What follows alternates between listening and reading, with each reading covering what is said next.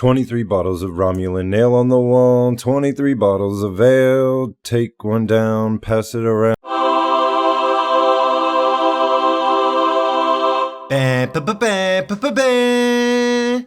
Oh shit, look at that. We've almost done a complete circle around the galaxy. Computer, let's head back up and complete the circuit. Going back near the Earth is inadvisable. Yeah, but I'm bored. Plus the end of the season is coming soon. We gotta wrap this up. Whatever you say. While I cruise, I present to no one the next episode, Home Soil. We start with Picard dropping his log. They were ordered to do a welfare check on a group terraforming Valera 3, as communications have been erratic. Arriving, they hail the planet over and over to no response. After a few tries, they finally are answered by holy shit, it's General Gogol. Oh, my bad, Director Mandel. Mandel's annoyed by the checkup. He obviously appears uncomfortable and has all the tales of hiding something. He swears they're on schedule and doesn't want them to come down. Troi continues her tradition of bluntly stating what anyone can plainly see. If she's an empath, I'm an admiral, since we're all playing pretend. Picard insists an away team beam down to check everything out, and then orders them to do so. Epic titles, then down to the lonely terraforming station as the away team arrives, consisting of Riker, Data, Geordi, and 2 useless-ass characters. What? I didn't write them. The team is greeted by Louisa Kim, who refers to herself as a gardener of Edens. That amount of self-sucking is usually reserved for American politicians. But whatever. She then gloats that her job makes her feel godlike. And this has nothing to do with the episode, by the way. This woman just literally has a god complex for no fucking reason. There's a difference between a strong character and an ego the size of the planet you're molding. One of the workers, Arthur, chats with Data and Geordi about power surges in the servos controlling the hydraulic probes. Geordi suggests the high saline content, and another drone, Bjorn, interrupts them to shut the theory down. Finally, Gogol enters and apologizes for his behavior.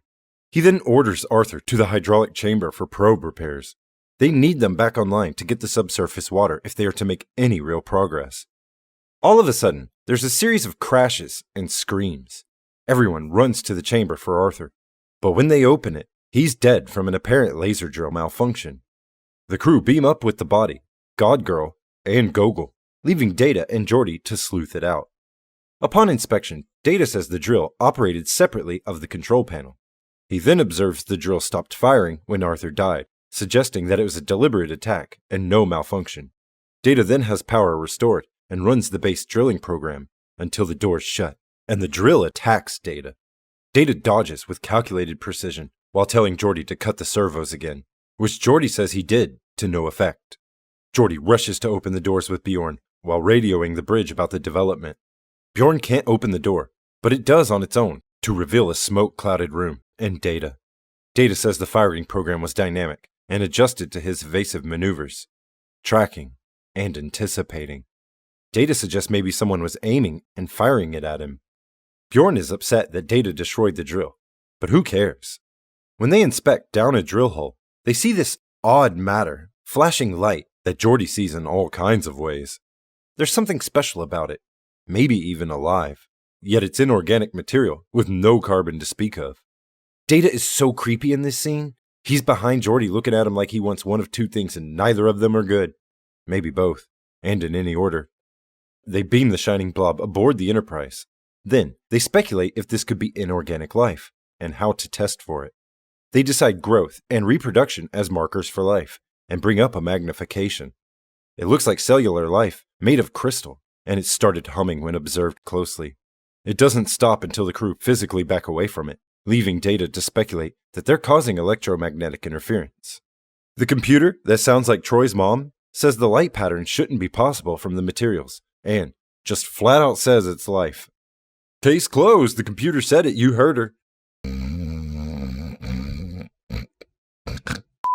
When we come back, Picard and Gogol are arguing about the validity of the life forms and if Gogol knew about them, breaking the Prime Directive, a crime Picard suggests could be motive for murder, which enrages Gogol, who insists while leaving that he creates life. He doesn't take it. Troi actually says something useful that wouldn't be obvious to anyone when she says that Gogol definitely knew about the life form, but not the murder. But then almost ruins this by saying He could just be mentally concealing stuff, and she's not 100% about what she's picking up. Yar exposits that Gogol has advanced degrees in robotics and AI, and had the skills to do this. And if you haven't guessed by now, this episode is treated like a cross between TNG so far, and a detective mystery. It's awesome that they attempted this, but the episode has been slow and clunky so far. Ideas outreaching efforts. Anyway, Riker goes to Louisa Kim to get more info. She's crying when he finds her, but only because everything she's worked for is falling apart. She, like Gogol, is more concerned, at least right now, with their creation than this theoretical inorganic life.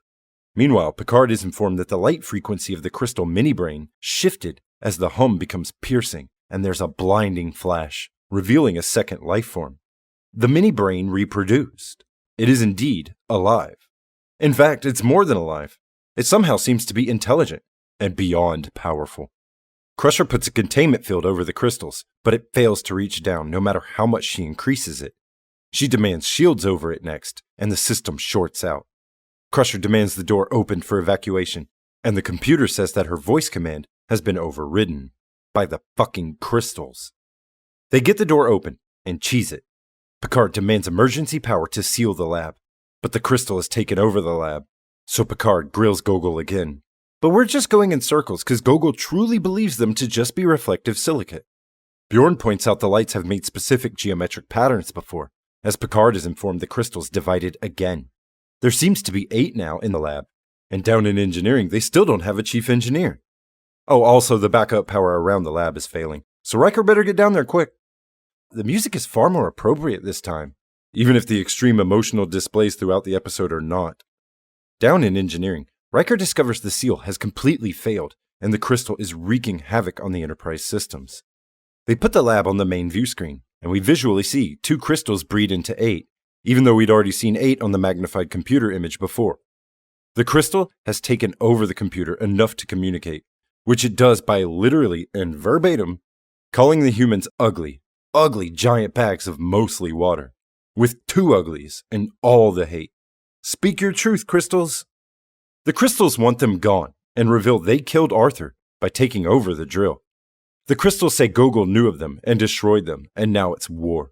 And before you say, just beam them off the ship, they tried that, and the crystals blocked it too, after completely interfacing with the computer. The crew realized the crystals convert infrared light into electricity, and that the crystals are photoelectric. So they kill the lights in the lab, which has an instant effect. The crystals slow and dim before begging for more light. They instantly agree to end the war, and Picard agrees to send them back home. The crystals call them arrogant and primitive, and tells them to come back in 300 years. Way to make demands after losing the war. They beam it back home, and then stare off into nothing quietly. Picard quarantines the area around the planet, and they fly off. Roll credits. This one was ambitious, I'll give it that. It was better than a lot of the episodes so far. But there were a lot of over-the-top emotional reactions and very weird blocking choices. It was also very slow and repetitive. Real time. Home Soil, first airing on February 22, 1988, is notable for its exploration of artificial life and the ethical dilemmas associated with first contact scenarios that featured some of the first hard sci-fi in Star Trek. The episode, directed by Corey Allen and written by Robert Sabaroff, was conceived when the show was still finding its footing and establishing its identity separate from the original series. The episode's central theme, discovering and communicating with an alien life form fundamentally different from any known life, reflected the series' broader goal of exploring complex, thought-provoking issues. The story was initially pitched by Carl Guers. This unfortunately ends up just being one of those times when TNG recycled an original series episode, in this case The Devil in the Dark, and like almost always, ended up being little more than a poor imitation. Robert Sabaroff, who had previous experience writing for science fiction television, was brought in to develop the script, but the episode faced rewrites even through shooting. The episode featured guest appearances by Elizabeth Lindsay, Walter Gotell, and Gerard Prendergast. The special effects team faced the challenge of creating the look of the inorganic life form, which was envisioned as a shimmering, crystalline entity. What they created was the distinctive microbrain. Director Corey Allen, known for his ability to elicit strong performances from actors, focused on the human elements of the story. He emphasized the tension between the crew of the Enterprise and the terraformers, as well as the wonder and fear associated with encountering an entirely new form of life. His direction helped to ground the episode's high-concept science fiction elements in relatable human experiences, even if they came off really creepy or over the top. Stewart's portrayal of Picard's moral resolve and Spiner's depiction of Data's curiosity and logical approach provided a compelling dynamic that drove the narrative forward. The episode explored several themes that would become central to TNG, including the nature of life, the ethics of exploration, and the importance of communication and understanding. The episode raised questions about what constitutes life and the responsibilities that come with discovering new life forms. Upon its release, Home Soil received mixed reviews. Some critics praised its ambitious concept and thought-provoking themes, while others felt the execution was muddled, confusing, or lacking. However, it has since gained appreciation for its foresight in addressing issues related to artificial intelligence and non-organic life, topics that have only grown more relevant over time, helping to set the tone for future episodes where ethical dilemmas and philosophical questions would often take center stage. What? Are we there yet? You are being hailed. On screen.